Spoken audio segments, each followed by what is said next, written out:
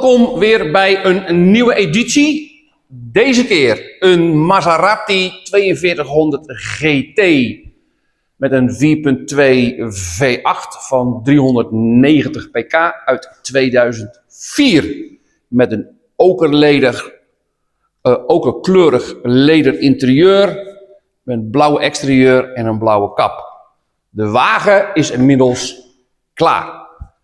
Hierna krijg je van mij foto's te zien met de bezigheden die ik gedaan heb qua exterieur. Interieur heb ik niet zo gedaan, behalve dan even raampjes en even uitstofzuigen.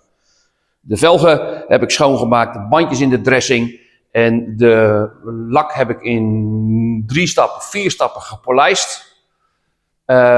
Rotary, excentrisch in een aantal stappen, want er zat heel veel spuitnevel over de auto heen. Hoe dat kan, weet ik niet, want de wagen is ongespoten. Heel veel spuitnevel over de auto heen. Dat heb ik dus allemaal verwijderd. Dus ik ben ruim 8 uurtjes bezig geweest alleen met polijsten.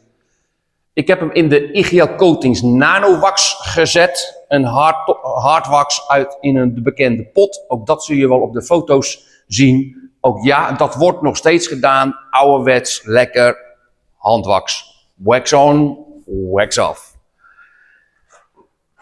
Goed. Het is weer een prachtige, glanzende blauwe bolide die weer terug kan naar de eigenaar. Dus deze keer nu echt een keer een korte. Dus je krijgt van mij nog foto's met wat tekst en uitleg. En dan hoop ik je weer te zien bij de volgende editie. Dank voor je aandacht. En wil je abonneren? Klik op de button. Wil je op de hoogte blijven? Tik op het belletje. En zo niet, dan zie ik je weer hopelijk bij de volgende versie. Wat ik al zei, wederom bedankt voor je aandacht en tot de volgende keer. Ciao.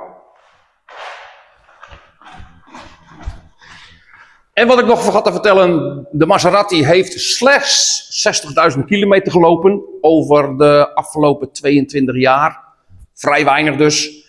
Voor een V8 van 4.2 liter is dat eigenlijk bijna net ingelopen. En als laatste, je krijgt van mij uiteraard nog het bekende rondje van de zaak.